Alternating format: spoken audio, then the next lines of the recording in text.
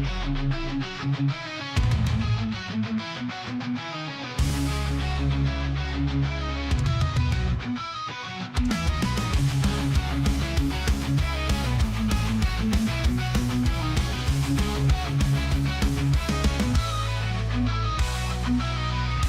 lost in darkness, searching for light.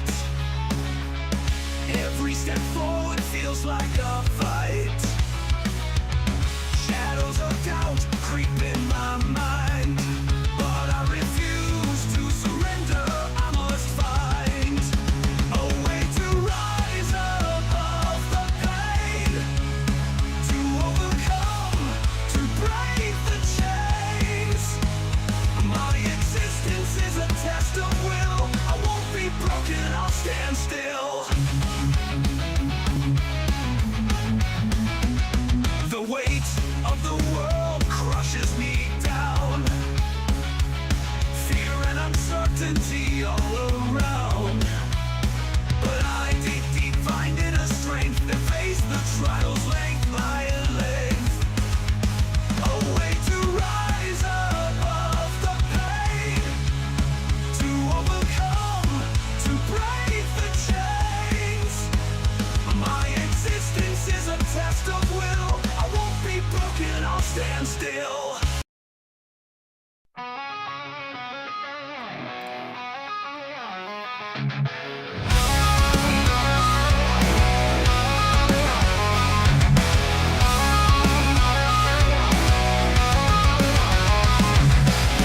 Day to day, nothing changes. All I want is a moment to think clearly, but thoughts come unrelenting, consuming every waking moment. My mind binds me and I can't escape. I shout for help, but no one hears me. One day I feel I'll just disappear. Lost in this chaos, I'm so Oh, hey, we are back. It is y'all boys, the WCW Tag Team Champions of the World.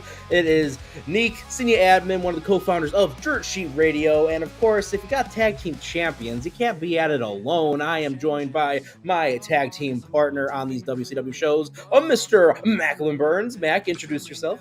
Hey guys, I'm Mac. You might know me as Curbside Hero on Instagram, and I just threw the TV title in the trash. And there it goes. Hey, we need someone else to get in here. We need our third person to go and drop that women's title in the garbage on Nitro. Or have Hacksaw Jim Duggan find it in the trash when he was doing the janitor gimmick. Yeah, it was like Canadian janitor Duggan. Yeah. Canadian sympathizer Hacksaw Jim Duggan. But hey, we are here. We're not going to be talking about that BS era that nobody wants to think about with that really weird logo. In fact, we're not even going to be talking about the letters WCW right now. We're going to be talking about the NWA, because this is NWA Chi-Town Rumble 1989. This is taking place in my neck of the woods at the UIC Pavilion in the Chicagoland area. Typical Chicagoland. It was super snowy in February, just like it is right now. So very timely for this, 25, 30, almost 40 years ago. So, oh my God. Man, it's been a while. You know, before we get into it though, Mac, what did you think overall? Do you think this was a good show? Were you looking forward to watching it? Yeah, I mean, we're going to get into it, but there was like a 3-match stretch where the guys won but they won in shitty ways that confused the crowd. Like 3 matches in a row. I didn't think that was a good thing, but overall, yeah, I enjoyed the show. You know, I don't get to go back and watch many shows like this from like the 80s, you know, unless I have an excuse, and I have an excuse now. So, yeah, I enjoyed this. There was a lot of matches that just seemed to drag on forever. But main event, it made up for it. Oh, yeah. I mean, a lot of people, when they talk about the Chi-Town Rumble, a lot of people think about this as almost a one-match show, and I think we're going to be talking a lot more about that later. And, you know, everyone knows, we have it right behind us here, Ricky Steamboat versus the Nature Boy Ric Flair for Big Gold Belt. This is what a lot of people call one of the greatest professional wrestling matches of all time. dare I say, one of the greatest, definitely of the 80s. I'll say 100% one of the best 80s matches ever. I think this might also be top 3 all-time best WCW matches, bar none. But Mac, any thoughts on there? I know we're going to jump into it, so I don't want to give too much away there, but thoughts on the one match show, as they say. Yeah, the main event was awesome. Went almost 30 minutes. And say what you want about Ric Flair in 2025, but 1989 Ric Flair is just on another level. He's a master in charisma, storytelling. His selling is just unbelievable. He makes Ricky Steamboat seem like the biggest babyface in the world in this match, and Ricky does just an unbelievable job of coming from behind and getting everything he deserved in this match. Mm-hmm. But Nick, I think you're going to mention it in a second, but our favorite resident Wrestling Observer newsletter creator, Dave Meltzer, was in the front row for this match. Yes. And if you don't believe us, boom, the proof is right there in the pudding. As we said in our group chat, the original green shirt guy. Yeah. Haired out, arms, went to the gym right after this match. Oh, yeah. And look at that hair, man. Holy shit. Look at that hair. Look at those arms, too. Like, Dave is absolutely jacked. He is a behemoth here. And even, I don't know if you listened to it on Ric Flair's podcast, he mentioned that this was actually the first time he ever met Dave Meltzer. Yeah. So I did listen to, like 11-minute clip the other day of him and Conrad talking about it. Yeah. Exactly. And hey, shout out to our guests from around the world joining us here to talk about the Chi-Town Rumble. We also have Randy returning in here. But yeah, I think we should get into it. But real quick, before we do, I wanted to bring up, Randy's comment is staying up there. I wanted to bring up that the UIC Pavilion just recently had some pro wrestling. And when I say recently, I mean in terms of the 80s.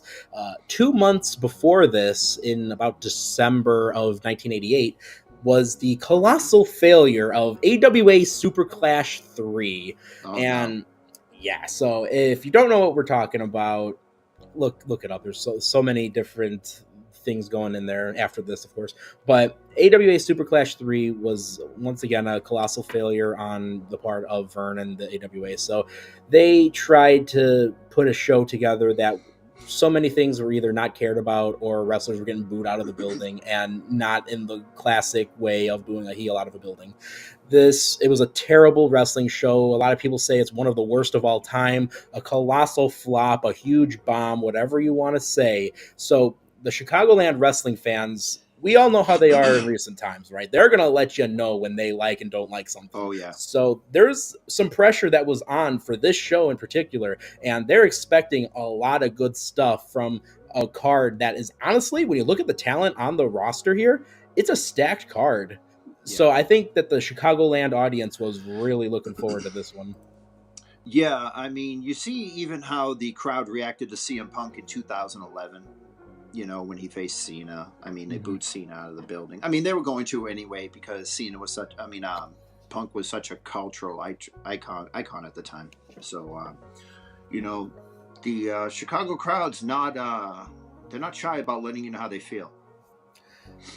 Oh, for sure. And, as someone that does partake as a proud Chicagoan in that Chicago crowd, it is very vocal. And Nick, once again, I also say, too, this is a Flair country as well.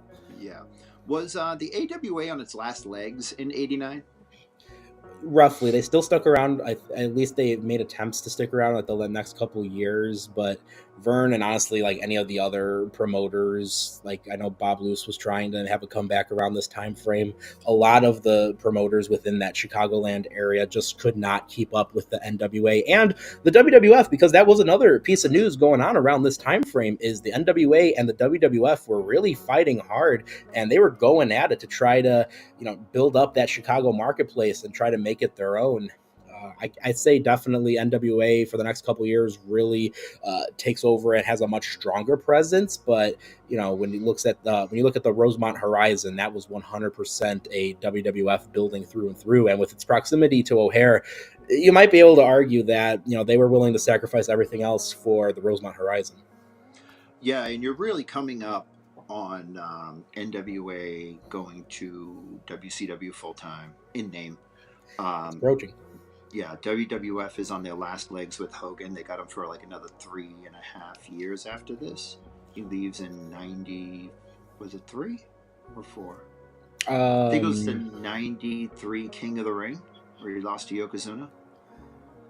Was I that want to say 94? that might have been 94. Might have been 94. So another 4.5 years with No, Hogan. that was 93 because 94 was when Hogan's uh, in WCW. Okay, yeah, and he's doing the Dungeon of Doom stuff, right? Yeah, well, he gets the feud starting off with Flair. Flair right off the bat. Yeah, I remember that. Yeah, um, but yeah, that's when WCW started like turning the tide because Vince was looking for his next Hogan, and it was Diesel at first, and then he's still got like fucking Doink the Clown there and shit, Duke the Dumpster Droese. So he's hanging on by a thread until WCW lets Stunning Steve Austin go, and Vince McMahon creates his biggest star ever. Arguably next to Hogan. Yeah, that Ringmaster and Vince McMahon feud was iconic. Oh my god. Yeah. Thank God DiBiase ended up going to WCW when he did, because Stone Cold would have been stuck in purgatory. Yeah, could you imagine that? Oh god. Yeah, but so you got Stone Cold, you got Stunning Steve Austin, who's one of the best talkers in WCW, and Vince McMahon looks at him and goes, "Yeah, we're gonna have him not talk. We're gonna give him 1995's Ted DiBiase." Which, I mean, like, no disrespect to Ted DiBiase, but like, you've got Stunning Steve Austin, who then goes to ECW and rebuilds his whole career around cutting promos. Yeah. So it's when mind-boggling. When Pillman couldn't do the feud with Austin right off the bat because he had just gotten in the automobile accident, their whole thing was based around promos, and Brian was a great promo, and then he unfortunately died in 97. But yeah, Austin could hold a feud just based on promos alone, and we saw that when he broke his neck. Absolutely. I appreciate that you and the WWF care, but I also appreciate that, hell, son, you can kiss my ass, Stunner. But yeah, let's not get too far off track, Nick. So what do you got? Yeah, we're gonna take it on back to 1989. Mac, real quick, before we jump on in here, I watched the. That's not. Is that what you're gonna ask? Oh, no, okay, but thank you for the transparency there. I didn't exist yet, but I wanted to take a look at which version you watched. I watched the WWE Network version. I watched that on Peacock as well. Oh yes, the Peacock version. Sorry. So I think that's an important note because on our Peacock WWE Network versions that we watched, there's some things that were clipped out and cut off, and we're going to be talking about that as things go on. But you'll definitely be able to tell differences with the different music dubs, and even the intro. I got a real cheesy 80s dub that I guarantee was not at all on this show, because a lot of times they were using a lot of real heavy hard rock for NWA and WCW in these early times. I think I even made note in one of these that two teams came out to the same song. Sounds about right. And not only that too, a couple teams and wrestlers didn't even get entrances on the version that we watched. Some of them got cut. Sting! Yeah, you don't give Sting an intro. Like, this is the guy. I mean, he's a rookie at this point, roughly, his third year, but still, like, this is the guy that's going to be, if you're watching from beginning to end, right? Like, this is like one of the main characters. Yeah, I mean, them saying that he's still in his third year and the crowd really not reacting to him as much as they would like 2 years later, kind of makes sense. But I mean, it's Sting, but they didn't know, so. Didn't know what you had. No. Tisk tisk. But Mac, would you like to take us through the show? So yeah. So the first thing we see is Jim Ross and Magnum TA on the call tonight. Magnum TA, he had just gotten in his accident, in 86? Yeah. I believe it was. Yeah, so he's doing everything he can to stay on stay on the roster. But yeah, they cut to a Michael Hayes promo, and he's screaming so loud he's peeking the microphone backstage. He comes out and he has the slow motion John Morrison entrance, which is great. They shoot a hot blonde in the audience, and she'd be a 10 out of 10 in 2025, but she's either 70 or 80 or most likely dead now. Oh man! but she A long time ago. was hot, man. But yeah, so Michael Hayes is facing the Russian Assassin number 2 in this match. Yes. Do you have anything on that? I absolutely do. So, in this match, they do announce the Russian Assassin, led out by Paul Jones, as being Russian Assassin number 1, but that is actually not the case. Russian Assassin number 1 was actually Angel of Death Dave Sheldon, who, if we fast forward a year and a half, is one of the people portraying the Black Scorpion, in particular the Black Scorpion on the WCW house show circuit. He's going to be losing matches to Brian Pillman and the Z-Man shortly, but... Oh God, Z-Man. Shout out to Tom Zink. Who thought we were going to get a Tom Zink reference here? Rest in peace. Rest in peace, absolutely. And Pillman too. But, looking at this, Dave Sheldon, and rest in peace, Dave Sheldon. Russian Assassin number 1, for whatever reason, was not present. So they had Russian Assassin number 2 fill in the role, who is portrayed by Jack Victory, who will be... we'll be seeing again later on as Jack Victory, but he's wrestling a very long match here with Michael P.S. Hayes. Oh my God, dude, it was so fucking long. So in my notes, I have that Russian Assassin 2 looks like Jim the Anvil Neidhart's WWF Who character. Yeah, colors and everything. So Jim Ross makes a weird comment by saying that the assassin is bigger than Michael Hayes, but it literally looks like Hayes packed and ate assassin number one for lunch. Oh man. Yeah, so they just do some moves to feel out each other, and the ringside attendant announces that 5 minutes have gone by, and I was completely flabbergasted because it felt like 25. Hayes has a heat spot where he's thrown out of the ring, comes back in, he starts his babyface comeback. He hits a punch and an arm wrench and a knife edge chop to the chest, which was really loud. And then he locks in a 2-minute armbar, because I counted.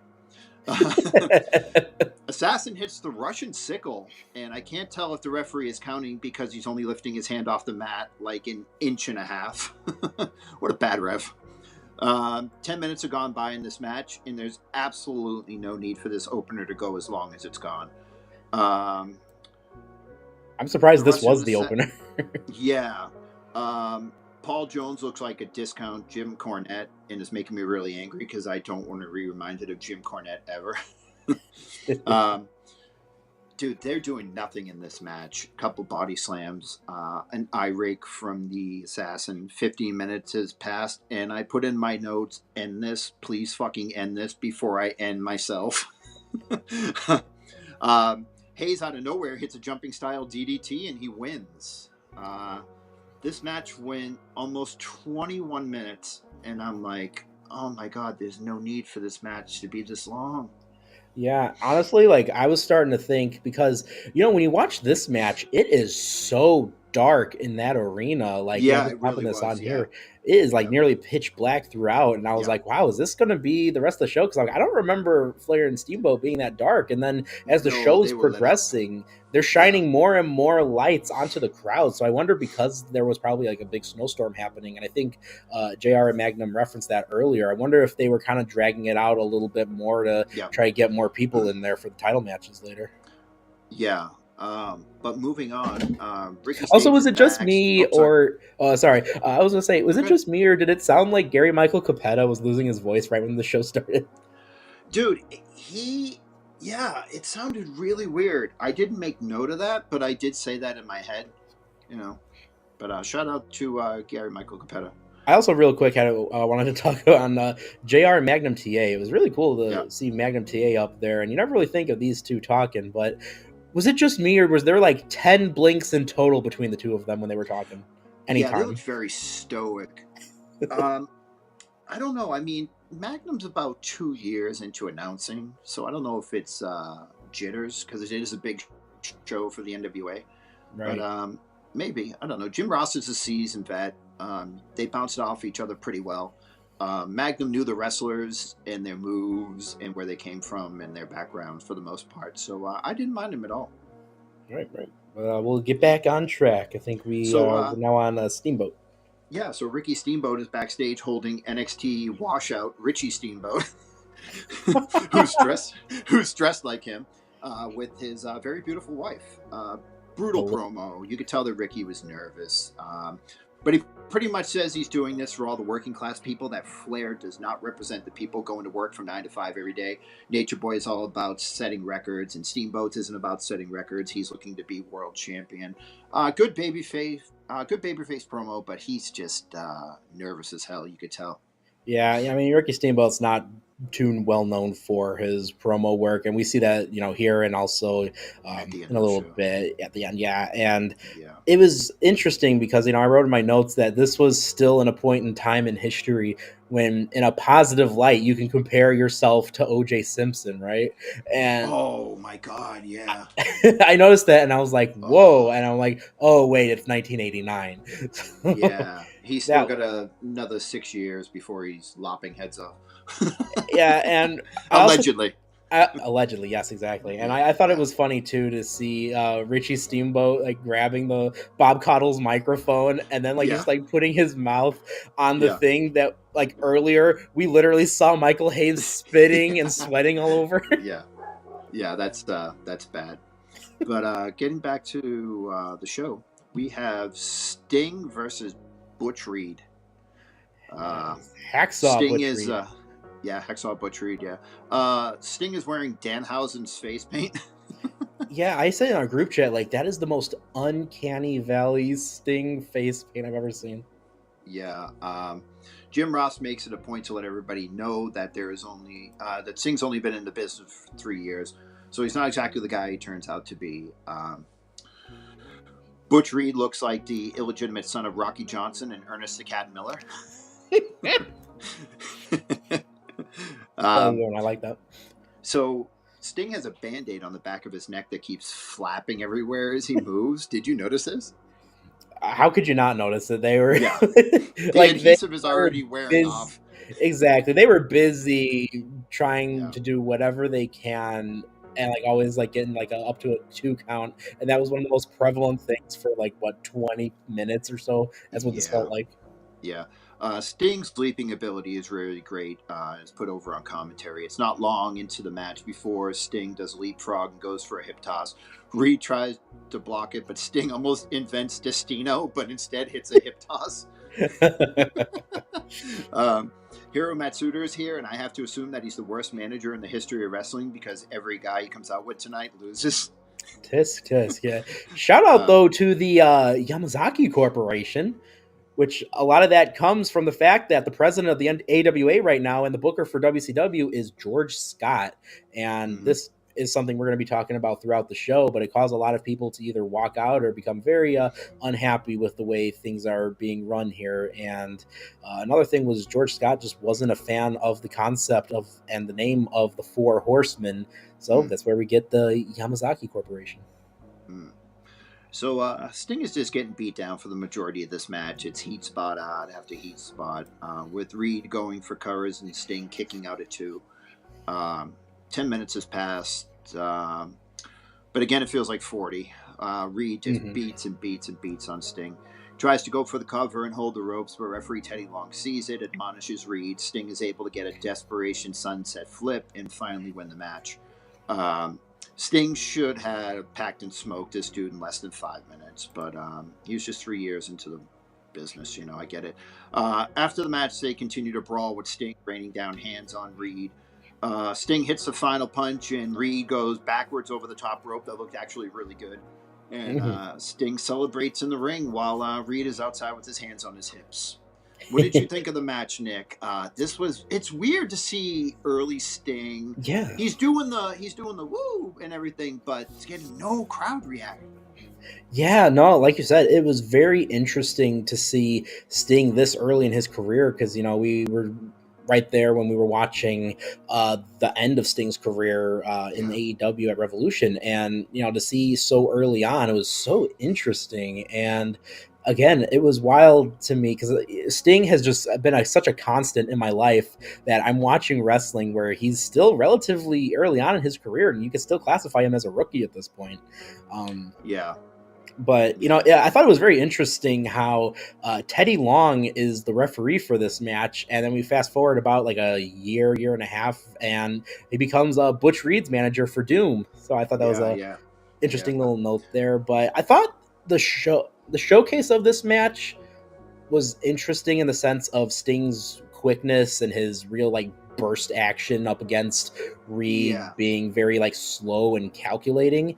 And I thought like, when it comes to like two powerhouses, it wasn't a bad match by any means. I felt like it kept having trouble. Like it would start and it looked like we're getting ready to go to some sort of crescendo, and Yep. then it would just not happen. And I think that kind of took me Yeah. out of the match a little bit here and there. And again, this match was so long, but ever since we referenced it earlier with the opener, I have to say that this was probably also just a thing of them extending some of the match times just to be able to get more of a crowd coming in there through the winter storm. I didn't really hate the match though for what it was. I wish it was a little bit more exciting. I think it was again way too long, and I can't think of any like single like peak moments apart from that brawl at the end, which Yep. honestly, I think was really fun how they kind of did that. I kind of appreciated how we all of a sudden go from Butch Reed being like, "What just happened?" to then like, I'm gonna beat you up, Sting," and then they just Yeah. start fighting and they get And right then into the Sting just on top of him doing the yeah. WWE 2K on top, just hitting the guy. Yeah, and like a counter roll up with a hockey fight at the end, you really Yeah. never see that. So I Yeah. thought that It was added some realism to it, you know. no And then, exactly yeah, and the other thing too is that you can see that Sting's going to eventually put it together. right. He's got He's all the got pieces. all the moves. He's got all the charisma. He has all the aura. Yeah, But he just needs to put it all together. And I think he's maybe about a year and a half away from doing that. absolutely. I think in like '92, the Falls Count Anywhere match with Cactus Jack really solidified Sting as like a tough main event guy that you just don't fuck with. Right. Yeah. And then too, like I really wanted to also point out the fact that really when you think about this time frame and even for like the years following, you didn't really have a lot of wrestlers like Sting who not only were, strong heavyweights that had the charisma he did, but also the fact that he was explosive and agile and Oh he my was God. so Yeah. unique. And you Yeah. don't see He any got up there wrestlers in like those leapfrogs. no, exactly. And like those like drop kicks were wild. Like you don't see another Yeah. wrestler like him for years. Yeah, when Sting threw Reed with a hip toss in this match, like I mean, it takes cooperation, but like Reed went flying. Sting the overextend. People say that Ricky Steamboat has like the best arm drags and hip tosses, but man, Sting was right there.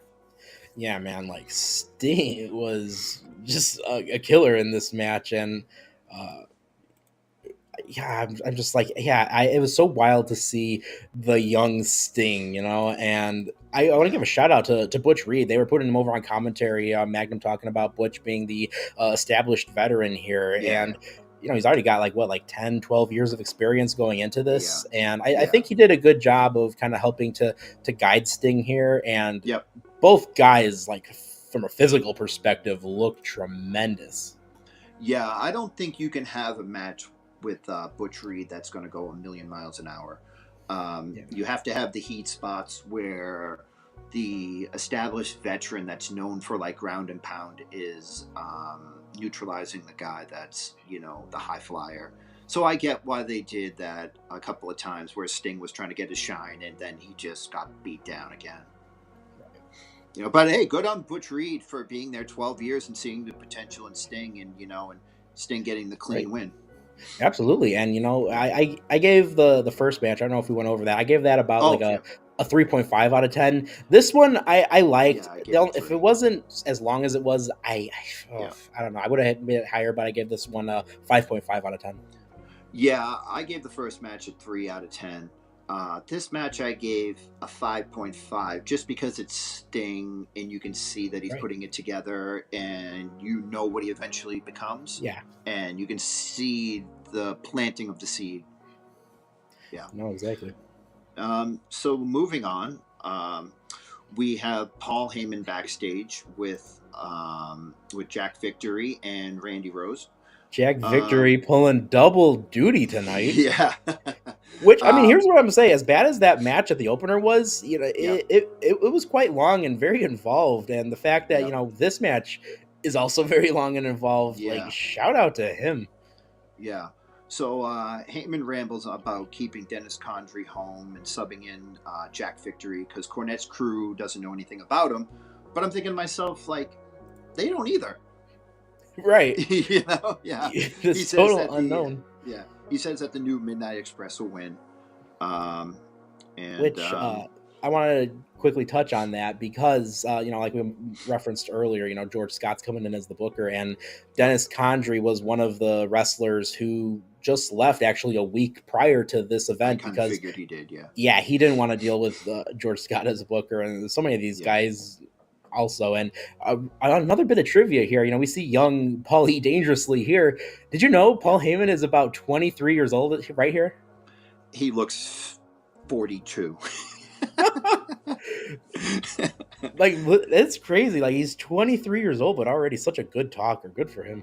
Yeah, he was only 36 when ECW went out of business. So that's crazy. Yeah. Wow. So yeah, the original Midnight Express with Jim Cornette say that Condrey was scared and maybe he's even here and he's going to interfere in the match because he doesn't trust Heyman. Cornette says they will not lose and leave the NWA, which is crazy because I didn't mention at the rip that the person who gets pinned in this match is leaving the NWA forever. Yes, loser leaves town, and it felt like the way Jim Cornette was portraying is like everyone on the team goes. Yeah, no, it's the person that gets pinned. Yeah, but I did some extensive notes for this, but they both had the same dubbed music for Heyman and Cornette's group for this on WWE Network. It makes sense in a way because they're both representing the Midnight Express. Oh, I know. Yeah, it's this match is just a clusterfuck because you got wrestlers who aren't wrestlers. You look at Heyman. I mean, come on, looks like the fucking Pink Panther. It is interesting that we've got Cornette and Heyman in the ring together. Yeah, and Cornette looks like an unmasked Deadpool. Oh my gosh, could you imagine if like Deadpool in one of the movies unmasked and it's Jim freaking Cornette? Oh my god, I would have walked out or unalived myself. So yeah, to start off the match, Randy Rose screams as Eaton throws him off the top. The noise like Charlie Brown's teacher makes. He goes, Jack Victory, and he looks like the love child of Mike Awesome. Yeah. So Corny comes in with an elbow drop and a right hand to the face of Randy Rhodes. Heyman accidentally hits Randy Rose as well. Magnum says Paul couldn't have broken an egg with that punch. Eaton throws really hot punches. I love Eaton's punches here. I gotta say, Bobby Eaton was without a doubt, I'd say like the MVP and the workhorse for this match, but that's just typical Bobby Eaton. Yeah.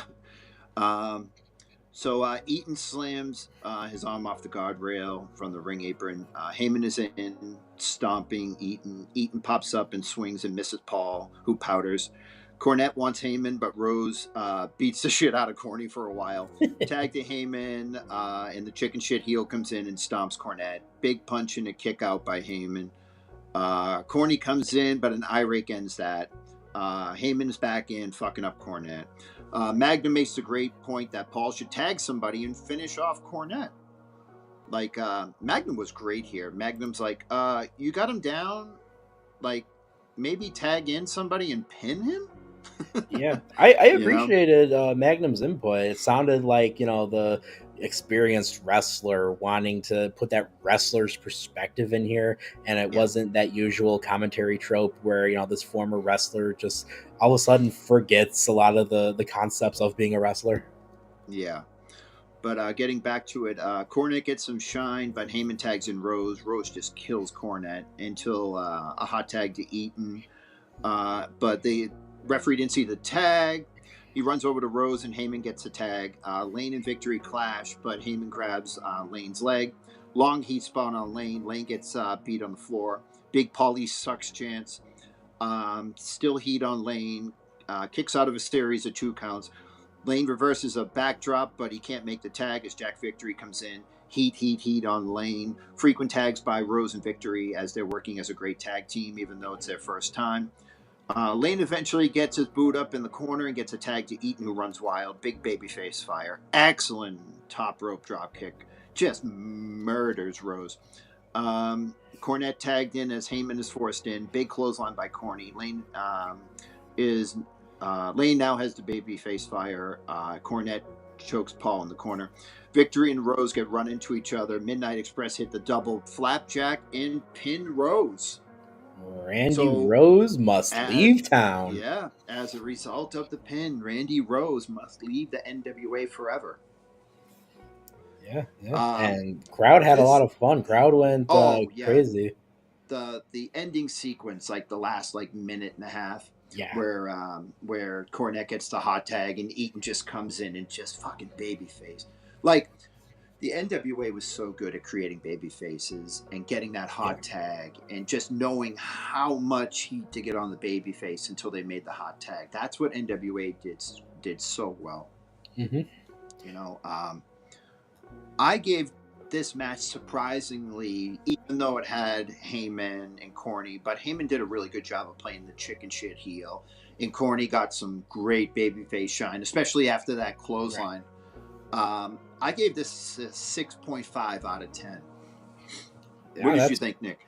I enjoyed this match. This was a lot of fun, and I thought it really did a great job of changing the pace from the last couple matches we had that really just kind of dragged on and didn't need to be as long as they were. This one felt, not too bad, and I feel like everyone in this match, one way or another, was able to get something out of it. Jack Victory really impressed me with being able to kind of step in there and take the spot after literally just wrestling a long match at the very start of the show. Yeah. On top of that, too, shout out to the long-term storytelling we had, the continuity where Paul Heyman, Paulie Dangerously is throwing his spaghetti arm punches just like he does later on. I thought that was fun. So, kudos. Break an egg. Exactly. So this match was very fun. Bobby Eaton just continues to prove why he's without a doubt one of the best for years to come here. And man, the crowd loved this match. I did too, and I gave this match a 7 out of 10. I really enjoyed it, and it really picked up. Yeah, and it really picked up the pace. Yeah, I'm glad he wasn't Bobby Eaton the pin. Absolutely, could you imagine? Which is funny because I think in a short time after this, at some point, Cornette, Sweet Stan Lane, and Beautiful Bobby Eaton all walk out for a brief moment before they come back. Oh, okay. So next we get Ric Flair, and he says he's not worrying about wrestling Steamboat because he's wrestled the greatest wrestlers all over the world, and it's always the same result, the Nature Boy coming out on top. He says when Ricky walks down the aisle tonight, he's going to see the gleam in the champion's eye and understand that it's going to be the same thing again, him leaving with the NWA World's title. He says that Chicago better prepare because they're going to see the champion of a lifetime. And with Hiro Masuda by his side, he'll win. And he finishes off the promo by saying, if you don't like it, learn to like it because it's the best thing going today. Also, shout out, I wrote this down in my notes too. Flair calling himself the Golden Stallion. He should have kept that going. Oh, dude, that would have been great, especially with the hair. Exactly. Yeah. Dude, I mean, like I said, I know it's 2025 and Ric Flair's probably in a bar right now hitting on an 18-year-old. Oh, man. But there's no better professional wrestler in the world in 1989 than Ric Flair. Right. It's just his world, and it will continue to be his world for another realistically 5 years after this. 94, I think he starts, when Hogan, when Hogan starts to take over WCW, Ric Flair's role is reduced. But he does get the 92 Rumble, and he gets a 2-time WWF championship run, so, yeah. Yeah, and shout out to just Ric Flair in general in this point in time, like, he's without a doubt like the man with the most aura here. We talked about, Chicago truly being a Flair country area. Yeah. And without a doubt, like Ric Flair is in this point in time, especially, when he's got the Horsemen with him, you could easily, or I mean, you got the Yamazaki Corporation here, but overall, like in this time frame, you look at him and he's got that aura and that presence, and even the booking goes beyond there. Just like every match felt important with him. Yeah. I would compare it to the modern day equivalent of the Tribal Chief Roman Reigns. Even though Solo's the real Tribal Chief. I love you, Solo. I love you, Solo. I don't think Solo loves anybody anymore. Rest in peace, Solo. But getting back, we have Rick Steiner versus Mike Rotunda for the NWA World Television Championship up next. Dr. Death Steve Williams is out with Mike Rotunda as they are part of the Varsity Club. One of the things that happened right before this match, and on the version that we watched, they cut the entrances here. And Yes. on top of that, they also cut the promo that Scott Steiner cuts. And I want to note, too, this was Scott Steiner's NWA debut, and this is a 26-year-old Scott Steiner. So this is our first time really seeing him. He's fat! So, giving this guy a microphone on his first night in, of course, what were they thinking? And one of the things I wanted to address here is on a promo, he was talking about how Rick Steiner had brain damage from a car accident, which is why he's just so crazy and so wild. And hey, it's a good thing the Steiners don't ever have to worry about another car accident in the next 7 years here. Oh my God. So yeah, honestly, there's not really a lot going on in this match, given that JR is talking about Rotunda and Steiner's accolades in football, something about a punt, pass, and kick competition. Lots of punches and kicks in this. At one point, Rotunda, Potato Steiner, and Rick is cut above his right eyebrow. Crowd is dead for most of it, but comes alive as Kevin Sullivan hits the ring. He grabs a mic and tells Rick he has a beautiful looking dog in the back of the dressing room. Rick doesn't know what to do as he wants to head to the back to save his dog. Scott breaks the ref's count as Magnus suggests Rick just send Scott back to the locker room with the dog. Rick runs back to the ring. Rotunda misses a drop kick, and Rick follows up with right hands, including the 10 count punch in the corner. Steiner gets a sleeper and falls on his back, but unfortunately, his shoulders are pinned to the mat. And the referee counts down Steiner, and Rotunda is the new NWA World Television Champion. Kind of a dull finish, but a dull match overall, with Rick Steiner not knowing if he wants to keep his belt or go help his dog. It was just dull. Yeah. I in all caps I wrote down for this, wow, this match is a drag. Yeah. And at least it seemed like the kids in the audience were really having fun with this match all the way through. And I don't know if you noticed, but once the match ended, there's a lot of people in the crowd, especially in like those back rows, that were very happy for Rotunda getting the title there. So yeah, I saw a couple of people jumping up. I mean, the Varsity Squad was kind of over. I mean, how could you not be with Kevin Sullivan and Steve Williams and Mike Rotunda? Like, how could you not? Yeah, I mean, I even wrote on here, absolute unit, Dr. Death Steve Williams runs in to get Rotunda out of there. And, yeah, just gets him out of there. Yeah, because Rick got up and thought he had won. He thought that Rotunda had submitted. And then they said, and no. And then Rick was like, oh, no. Yeah, and Kevin Sullivan, of course, he was looking insanely stocky and jacked himself here. And Sullivan had Spike the dog. And according to The Observer, this version of Spike, because they've been kind of running this story for the last couple of weeks and months, this version of Spike was actually referee Teddy Long's dog. Oh, no. Holla, holla. The Steiners didn't have anything to worry about there. But it was cool being able to see the first time that, we see Scott Steiner here within NWA and, eventually becomes WCW. Yeah, I give this match like a 4 out of 10.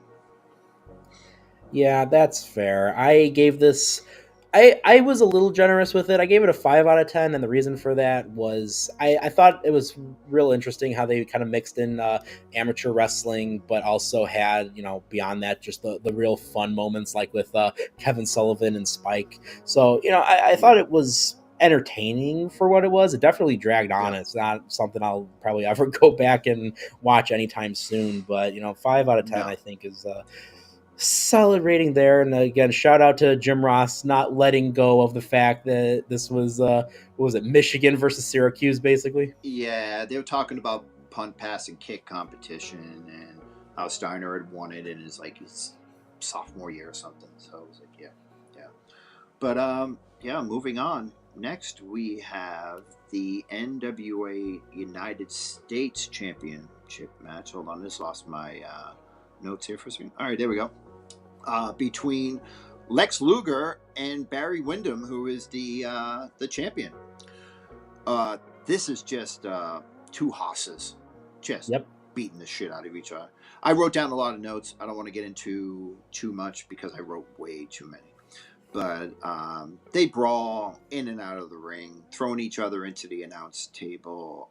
Wyndham is doing everything he can to try to cheat. He's raking the eyes of Luger, trying to keep him grounded. Barry has a gloved hand, which was his gimmick at the time, punching guys with the gloved hand. Luger was trying to avoid it most of the match.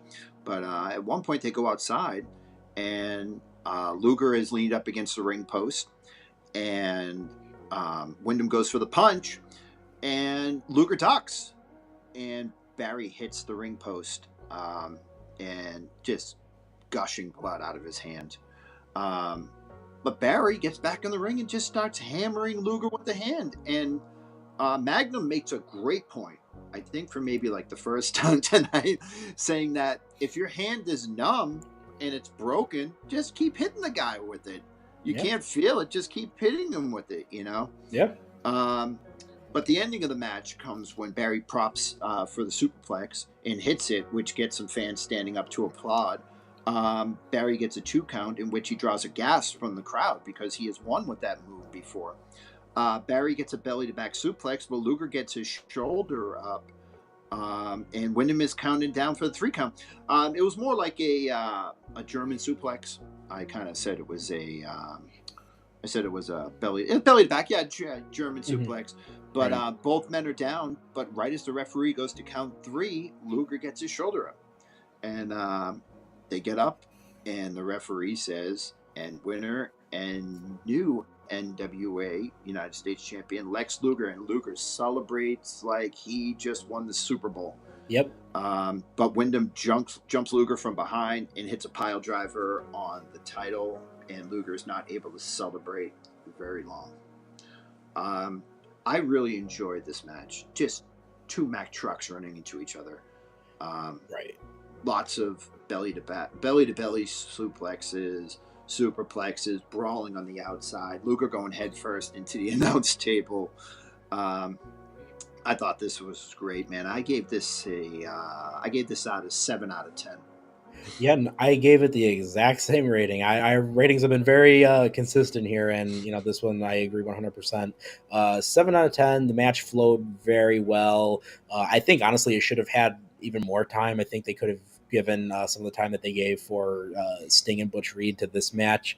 Um, Yeah, I I like the story that we had Barry Windham's injured claw hand going up against yeah, Lex Luger's metal yeah, plated forearm. I thought that was a yeah, very interesting kind of story that we're yeah. bringing into I this. said punch earlier. I meant to say the claw hand. I was saying that because you went to go punch him with the hand No, against yeah, that the ring post. Yeah, yeah, because that was a big thing. There was yes, his punch in hand too, and yeah, uh, the Wyndham suplex bridge pin to Luger, and I enjoyed this moment where you got both guys' shoulders down, and it's like okay, he can't beat Luger traditionally, so he's got to yeah, resort to the double pinfall to at least get the draw to retain his title.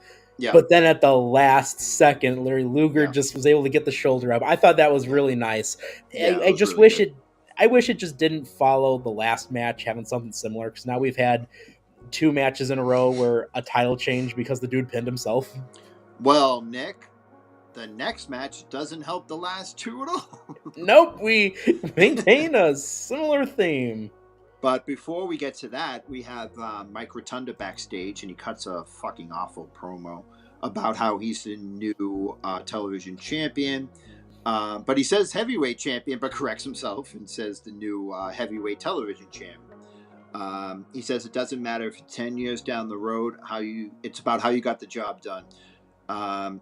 He tells Steiner to stay out of his face and finally got the belt back that Rick stole from him. He said he's going to be champion for a really long time, and no one's going to take it from him as long as he wants to be the champ. It's so weird that Mike Rotunda was kind of stumbling through a promo, because I remember when he did like IRS promos, like he was great at it. So yeah, but WWF at the time also had these guys like consistently like memorizing promos, right. A bunch of these interviews, like the one with Luger later where he's back in the locker room, seemed like they were off the cuff. Like they had an idea, they're like, hey, stay on storyline, but pretty much say what you want to, right. And and the big point I want to bring up there too is I think even like when he was like Captain Mike Rotunda, like his promos weren't even really that terrible. And we did the York Foundation stuff. I don't know. This just felt like a kind of an off night for when it came to his promo skills. But hey, everyone gets one of those. But I wanted to give a shout out also to that beautiful TV title that he's holding on to, because he only has it. It's gorgeous, and he only has it for another month because Sting actually takes it from him in March, which he takes it at the final TBS studio tapings. Oh wow, yeah, that's a beautiful. I mean, all the NWA titles were beautiful. I think the NWA United States Championship that Luger has now is one of my favorite belts. If they had just kept that into WCW, I would have been happy, but the WCW United States Championship is one of the most gorgeous belts out. So no, it absolutely was. And going to that point I brought up where Sting takes the title from the TBS studio tapings, right after that is when they start going to Center Stage. Oh, nice. Atlanta. Huh? Nice. Yep. That's so where Sting, they do the 605 tapings for Saturday night as well. Yep. So Sting leads in that whole new era as the TV champion. Hey, can somebody just bring back the big fucking door? I don't care what it is. I don't care if it's NXT or whatever. Just bring back the goddamn door. Tony, do it. Now is the time. Yeah, you're about to pass Eric Bischoff as the longest wrestling show on TBS and TNT. Just bring out the door for the episode where you break it. And come out like Darth Vader. The mother said, baby. Yeah. So up next, we have the NWA World Tag Team Championship match between the Road Warriors, Hawk and Animal, and Dr. Death Steve Williams and Kevin Sullivan. This match is awesome. Mm-hmm. You have four guys who are just determined to kill each other. Right. Yeah, these guys are just beating the shit out of each other. Everything that you expect from the Road Warriors: belly to back suplexes, clotheslines. At one point, sorry, I just lost my notes again. JR is shocked when was it Williams that kicked out of the double clothesline, or was it I couldn't remember who it was, but Jim Ross was shocked. He sold it on commentary like, "Oh my god." Why do I want to say it was William? Yeah, it seems like something. Yeah, there was actually a heat spot in this match where Sullivan and Williams had control for a while. Sullivan gets the tag and tosses Animal to the floor so he can get hit him with a steel chair. Sullivan comes off the apron with a double axe to the shoulder.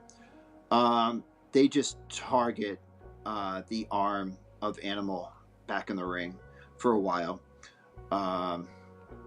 Just heat spot on Animal's arm. Yeah. This match was pretty much just heat on Animal's arm until he gets the hot tag to Hawk. They all start hitting each other. We get left with Animal and Sullivan in the ring. There's confusion as they wait for Hawk to get in position. they were just standing there, and they're like, I'm like, okay, so where, dude? I actually went like, oh Hawk's out my of god. place. I'm like, where is Hawk? Somebody get Hawk. And then Yeah. they get him up, and Hawk ends up coming off the top rope with the shoulder block on Sullivan. He gets the pin at 8:27, but Doc also has Animal covered. JR notes that Hawk and Sullivan were the legal men, but there was some confusion at the end of this match because a lot of people thought there was a title change.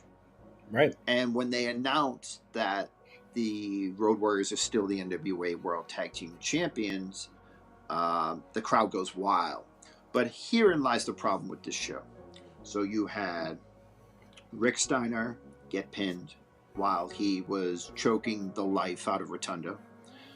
The next match, you had Wyndham trying to get a draw, but Luger getting his shoulders up, and the crowd not knowing what was going on. And here was the third match where you did a finish where the crowd was very confused. So, even though I lost my notes completely on this match, which I apologize for, match was hard hitting. It was good. I loved it. I gave it a 7.5 out of 10, just because these guys colliding into each other should have just caused a crater in the earth. Right. You know, in my notes I put this is champions versus champions for the NWA Tag Team titles because Dr. Death and Sullivan were going into this as the United States Tag Team champions. That's right. Yep. So you have four tremendous powerhouses. Each man's got a championship going in here, and it felt like such. And you know, speaking of powerhouses, even Jim Ross states that Paul Ellering has some deadlifting records in the gym, and you know. Yeah, we mentioned this in our little group chat that these are the guys you don't want to get into a fight with outside of here. These are just four of like the toughest guys to ever be in the history of professional wrestling, and it was kind of fun too. The fact that like just Teddy Long lost control of this match like right at the beginning. Like, dude. He couldn't do much with this. Teddy Long is so great because he's in his crackhead phase right now. Yeah. He lost complete and utter control of the ring, and I thought that was absolutely hilarious. And I want to give a shout out to Dr. Death Steve Williams because he accomplishes the rare feat, even though his team didn't win, he technically did get a pinfall on a Road Warrior in the 80s. Oh, wow. Yeah, he did. I mean, he stayed down. He held that for a while, too. Yeah, that's great. So next we have Lex Luger backstage with his NWA World's Television United States Championship. Sorry. He cuts a very also real promo. Quick, Mac, I realized I didn't give my rating for that match, sorry. but I gave that a 6.5 out of 10. It was everything you'd expect from those four guys. It felt like things were really starting to fall apart towards the end, especially with Hawk being out of place and kind of slowing down and being messy. But overall, not a terrible match. Went very fast. Was very pleasant to watch following the couple of very slower matches earlier in the night. Yeah. So Lex Luger is backstage with his United States Championship. Cuts a lucid promo how Barry was a great champion. The doctors have told him that he needs a few stitches and possibly has a jam neck. Says Barry shattered his wrist, and it goes without saying that was one of the most physical matches he's had in his career so far. He says a few stitches and a jammed neck is not a heavy price to pay to be the NWA United States champion. He said he did this for the fans because they believed in him and knew that he could be a champion for a long time. Pretty good babyface promo here from Luger. He wasn't screaming like he did in later promos. Just came off like a guy who was just very humble and appreciative to be in the spot that he's in. Right, and Sage Cortez on Culture Crossfire said, one of the big things is a lot of people look back and think that, Luger never took the business seriously or he acted like he was above it all. But, when you watch his match earlier, it showed how great he was in the ring. And, when you watch this promo, it shows that he was taking the business seriously. And maybe, later on he didn't. But in this point in time, I think he absolutely was. And this was a fun version of Luger to watch as we, think back to what the next several years have in store for the total package. Yeah.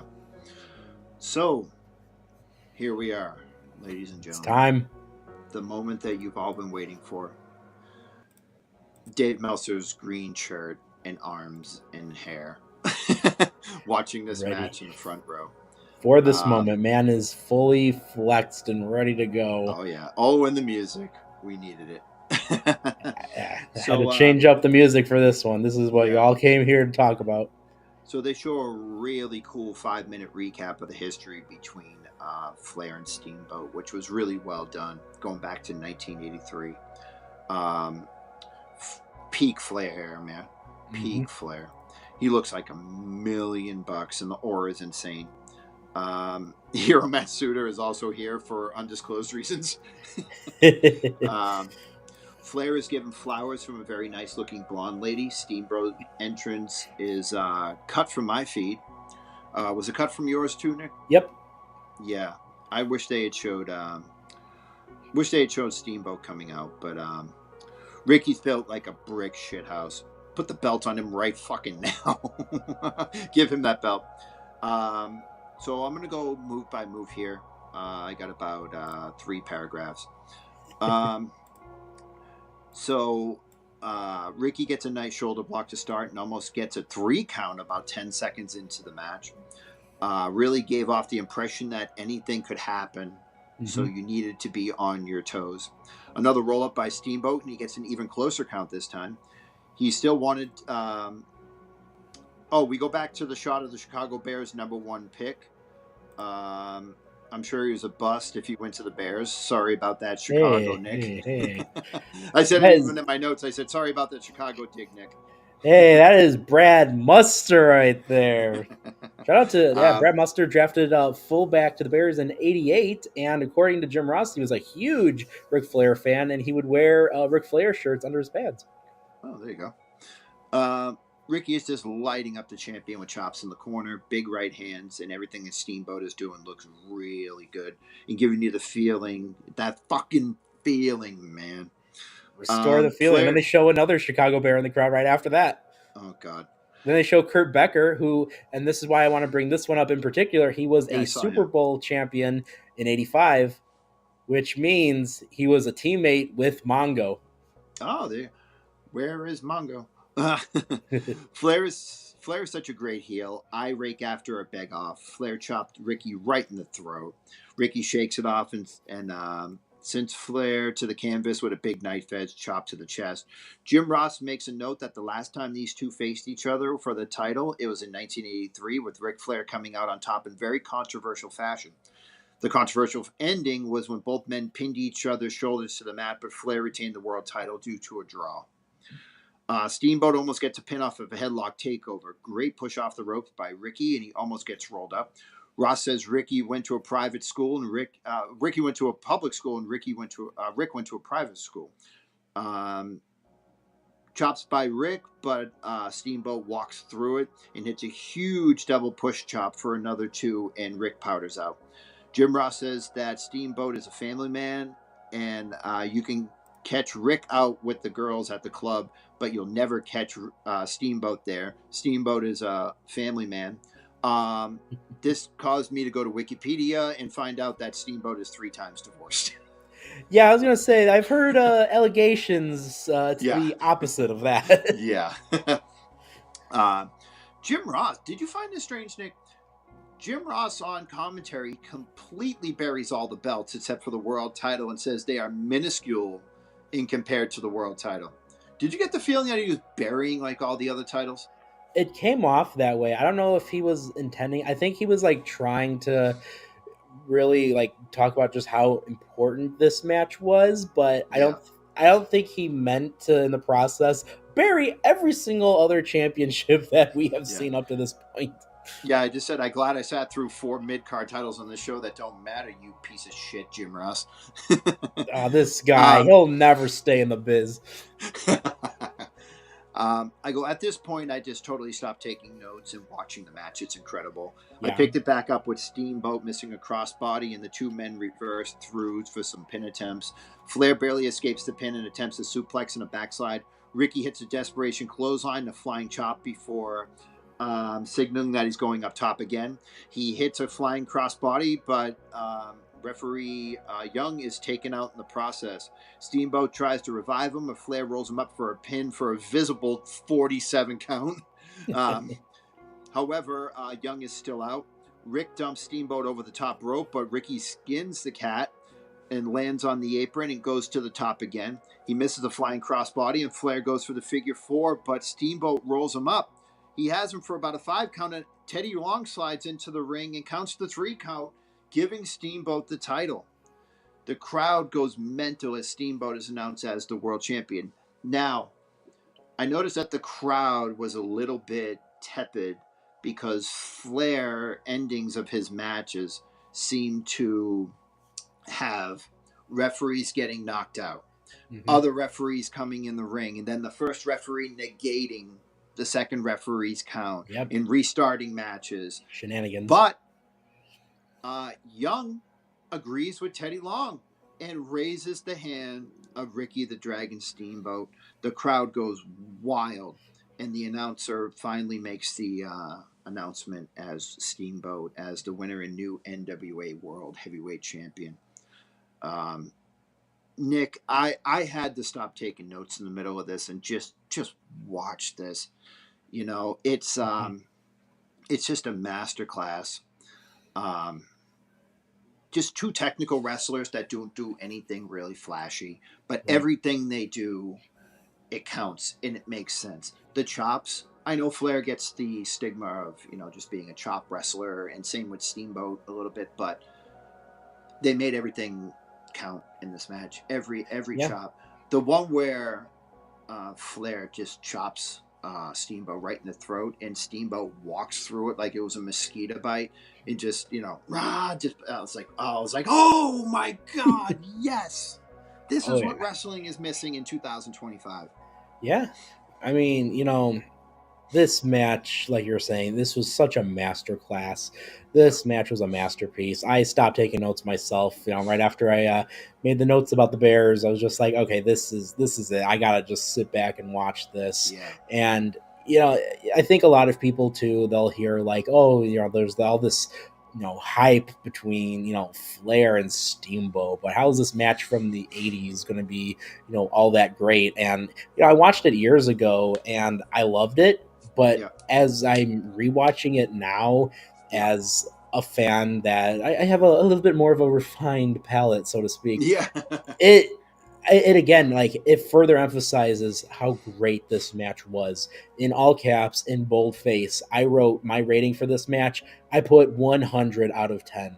This was probably, of when I think of like some of the greatest WCW matches, like I can't think of a single one that's compared to this that we've seen thus far, and that I can even just think of. It was such an incredible match, and words can't do this justice. Like, if you have not seen this match yet, please, like, after we're done here, do yourself a favor and turn this match on and just watch it from start to finish. It is, again, it's a masterclass. It is a masterpiece.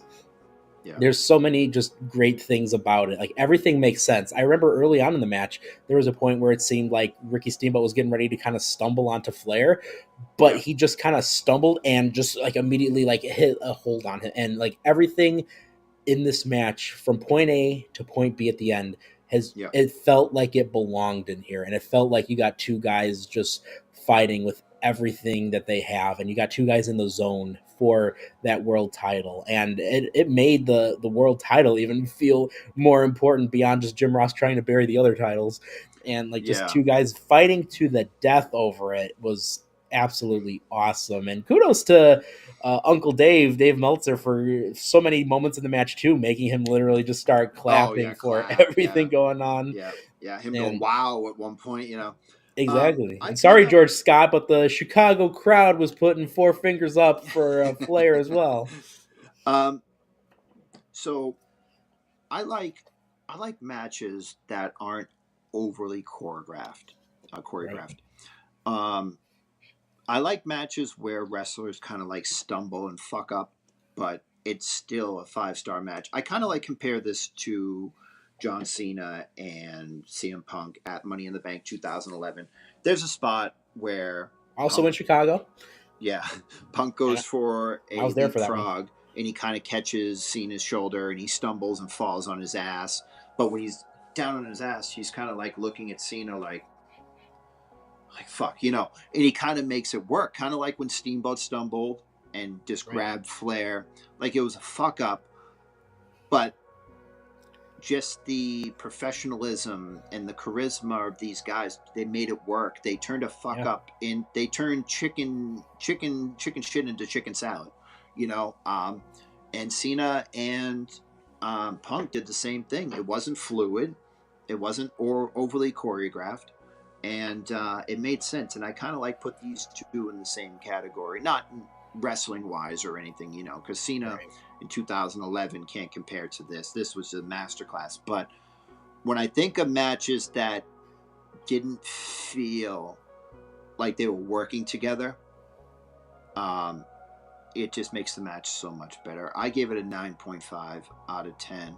I didn't like the finish because even though I knew the finish, I could understand the crowd going like, oh no, another referee made the count. The referee's going to come in and reverse this decision or start the match. Flair's going to get an eye poke and roll him up. Like, I couldn't even imagine what this crowd was thinking, because the pop was great when Steamboat won it, but then when the first referee raised Ricky's hand, the crowd just was like, oh my God. Because like you said, Chicago was Flair country, and they threw up the four fingers for Flair, and they cheered for him for the first half of the match. But then when Ricky started coming back with the babyface fire, they were really behind Ricky, which is a testament to his wrestling ability, his character, and him as a person, that he can turn 65% of the crowd that wasn't on his side. No, exactly. And when you see this image, it just That's just beautiful. It's beautiful. It feels right, and especially after such a banger of a match. And again, like that, words can't do this match justice. Like, you have to watch it. Like, there's a lot of matches in wrestling where it's overhyped, but I think the hype for this one is 100% real. And that moment too, like you were saying, Mac, there's so many times in this era where the second ref would come in and shenanigans would occur, and the first ref, the dusty finish, exactly, and the first ref disagrees with it. But the moment that Tommy Young went there to confirm Teddy Long's just pinfall, that absolutely was the icing on the cake for this match. And I would love to say this is the match that sent the crowd home happy, but we have a dark match. Wait a minute, hold on. Let's just hold on. Let's do this first. Right. So Ross and Magnum recap the match before throwing it to the backstage. Ricky Steamboat says it's hard for him to believe that he was holding in his hands after all these years, the title in his hand after all these years. Some wrestlers arrive and give him a champagne bat, so Ricky grabs a bottle and takes a huge swing of it. He pours some over his own head, but it gets in his eyes. And that is distracting him the whole time. Throws him off the whole entire time. He says he'll be a champion for the people. He's trying to get the champagne out of his eyes. Somebody thankfully wipes his face with a towel, but the promo is dead. He said he tips his hat to Flair. He says that Flair was a great champion. He promises to give Rick a rematch soon. They send it back to Flair and Ross to recap the show. Magnum and Ross. Magnum and Ross, back to the show, and it's over. But as we saw in the swinging shot when they come back to Magnum and Jim Ross, there's two wrestlers wrestling in the ring. Nick, what the fuck was going on? Yeah, what's happening here? You look in the background and you got a couple guys wrestling, and the dark match post-show for this is Kendall Windham and Steve Casey. In this dark match, Kendall Windham defeats Steve Casey in 25 minutes, reportedly. And again, you see the very beginning of this match as they're closing this out. Allegedly, this match is going on just in case any pay-per-view providers felt upset that the show was going to potentially end before the scheduled time. But it seemed that from what I saw in the newsletters and the Observer, no providers cared enough, and this is now, I'd say this is a lost match that the WWE Vault should bring up to let us know what happens, WWE Vault. Come on, 25 minutes, Windham and Casey, let's go. God. the main event of Chi-Town Rumble. It technically is, and poor Dave Meltzer has to sit through all 25 minutes of this after He the last didn't. He season. didn't sit through that. He left with his arms and his and haired out and went to the gym. He's lifting weights, and then he Yeah, gets back and he's like, yeah, "I'll say they did 25 minutes, and that's that." yeah. He was lifting. He was doing bicep curls during the Rotunda and Steiner match. So, Nick, I know that we didn't have our trio tag team partner Robbie with us tonight. He was unfortunately busy. Valentine's Day with his girlfriend. But yeah, this show for the three matches in the middle that ended with the confusing finishes. Overall, Nick, I'll let you go first, being the senior admin of Dirt Sheet Radio. Um, what are your final thoughts and your final rating out of 10? Mm. All in all, this was a very interesting show. Um, I see and I completely understand, and I think it's absolutely valid to call this a one match show because when anyone nowadays is going to be tuning into this, you're not tuning into this for any of the other matches. You're tuning into No. this for Kendall Windham and Steve Casey. No, I'm just kidding. You're tuning into this for Steamboat and Flair, and again, like we said, we can't describe how great this masterclass of a match was. Like, this is a match that I want not just wrestling fans, but I want a lot of modern pro wrestlers to go and watch this because there's so many of the subtleties. There's so many nuances to that match that I think, like you were saying, Mac, is missing from modern pro wrestling. And I think too, you can even find something here and there with like almost all the other matches on this card. Yeah. Except for Michael Hayes and Russian Assassin, I can't find Ugh. any kind of redeemable quality from that one. But you can't win them all. Yeah. And No. I think overall this is a not the worst show. It's definitely kind of par for the course when it comes to One 1980s match. wrestling. And it's definitely a one match card. But honestly, I didn't have the worst time going through this. And Yeah. even if the rest of the card was awful 1 out of 10s, Yeah. that last match makes it so worthwhile. So honestly, I think all in all, I'm giving this whole show, I'll give it a 7.5 out of 10. Did not hate it. It wasn't the greatest in certain parts. Some parts dragged on, but overall, it wasn't the worst show to turn on and just kind of have in the background and watch some wrestling while I'm, entering notes in or doing other stuff. But I enjoyed this. But Mac, I want to know, buddy, what did you think? So, I gave this match a 7.5 out of 10 as well. So, the match quality wasn't good, but what really interested me about this was seeing the early days of some of these guys. Yeah. The stars that they would become, the world champions that they would become, and the Hall of Fame caliber careers that they would have. I would say up until about maybe 5-6 years ago, I never had any interest in going back and watching like 70s and 80s wrestling. But then all of a sudden I just woke up one day and I was like, fuck it, let's just go and watch some stuff. So I watched Flair and Terry Funk. I Quit. That's a good one. Yeah, I went back and watched some Magnum TA and Tully Blanchard in the I Quit cage match. Where he was going to stab him in the face with the broken chair. You want to talk about fighting to the death? That's the match to watch. Yeah. Just seeing early Sting and seeing him not have it together yet, but he's going to. He's going to become the face of the company. Arguably the best rival to Ric Flair ever. Maybe Steamboat takes the mantle, but Sting's pretty high up there. Seeing Luger, not the total package Luger, just Lex Luger, plain Lex Luger, and seeing guys that I don't really see that much, like Dr. Death Steve Williams, and just seeing how good Kevin Sullivan was, excuse me, and just the badassery and the aura and the just the brick shit houses that Road Warriors were. Right. So yes, one match card, even though the Varsity Club and Road Warriors kicked ass. But yeah, just seeing these guys in their like their early stages was enough to bring like a 4 up to a 7.5. But yeah, I enjoyed it. Absolutely, absolutely, and I had a lot of fun with this show, and I watched it. You know, I kind of skimmed through it the first time, and then the second time I actually sat down and watched it, and Yeah.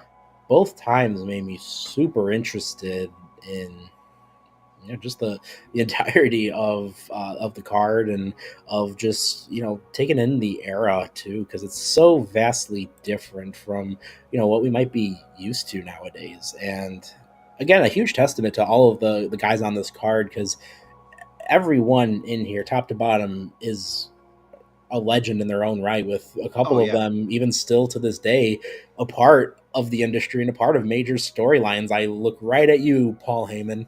Oh yeah. And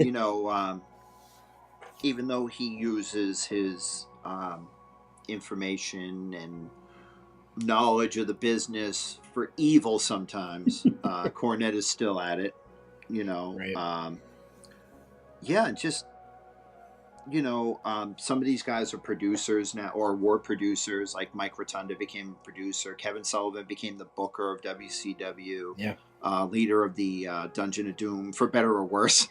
Right. But yeah, no, this was yeah, I had fun with this. But Nick, should we tell the people what we might be covering next? This was Boy's Choice. Boy's choice. But Nick and I were in the group text earlier, and we are going to cover a Monday Nitro next. You can head over to my Instagram, Curbside Hero. I'll have a poll up sometime in the next couple of weeks.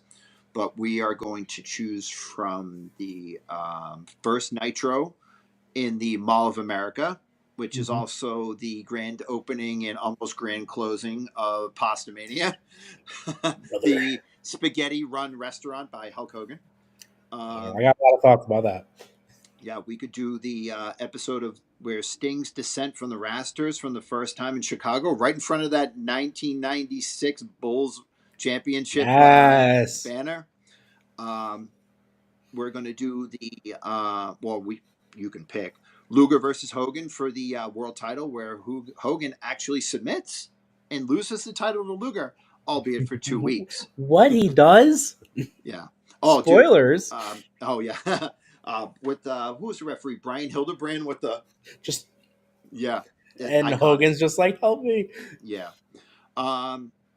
We also will put it up to you, the Finger Poke of Doom, which was January 4th, 1999. Yep. That ran opposite of Mankind winning the WWF Championship on a taped episode of Monday Night Raw, where Tony Schiavone uttered the words, "That'll put butts in the seats." And the last one that you'll have to choose from will be the Scott Hall Nitro, where he comes out in the Canadian tuxedo. You want a war? You want a war? Yeah. Are you watching WWF? You want to snore? But yeah, those will be going up on Curbside Hero, which is my Instagram. So give me a follow if you want to vote on that. And Nick, any final thoughts? No thoughts. Only Chi-Town Rumble. This was a fun show, and I am looking very much forward to watching some Nitro. Nick, will you be back for the SmackDown podcast tonight? I can only hope. Hopefully my my throat holds out. If you could probably hear, I'm losing my voice slightly. Slightly. Well, we'll see if we can bounce off of John tonight if he's out of work early with his stupid bus driving job. Imagine having a job. That's wild. Yeah, but imagine having a job. Yeah, I know, right? Yeah, people got to stop that. We got to quit and just full-time stream and do this. Yeah, get some monetization numbers up. Exactly. And I am going to be popping some music on right now because... Oh, I can't hear that. Oh, I can hear it. Okay, there we go. Now we can hear it. Hey, thank you so much for joining us. You guys are awesome. We hope you have a happy Valentine's Day. If you enjoyed spending time with us, we're going to be on in a couple hours again to talk about Friday Night SmackDown, most likely, unless we don't want to. In which case, then, hey, just check out Dirt Sheet Radio and follow along as we will recap so we don't have to jump back on here. But once it's not 3 hours anymore, we'll have much more fun with that. But hey, we're also going to rewind it back to the start of the week. We're on all the time. Monday nights for Raw, Tuesday for NXT, Wednesday for Dynamite and the Dirt Sheet Radio podcast, which rumor has it, those two shows may be doing the fusion dance in the near future. Someone might have played polymerization, so we might be seeing a merger there, but we'll have more info on that coming soon. Thursday for TNA, and hey, we just mentioned it, Friday for SmackDown. Next month, we're going to be looking at Monday Nitro, and then we go to our Saturdays where you can just hang out and we'll occasionally post something special there. But then on Sundays, we got the boys at 3NT talking everything and anything wrestling and more. And of course, Tyler, CJ. Lots of W's here. Weekend Wrestling Roundup. Yeah. So, yes. So thank you so much for hanging out with us, chat. For Mac, for myself, we hope you have a very special Happy Valentine's Day. I was gonna say, I almost had said Thanksgiving. I have a lot of food on the mind. I'm like, oh, Happy Flag Day. Happy Flag Day. But yes, thank you so much for joining us, chat. We appreciate you. Stay safe, stay warm, and we'll talk to you next time. Woo! Woo! I'm not ending it yet. And in fact, we're gonna still talk during this.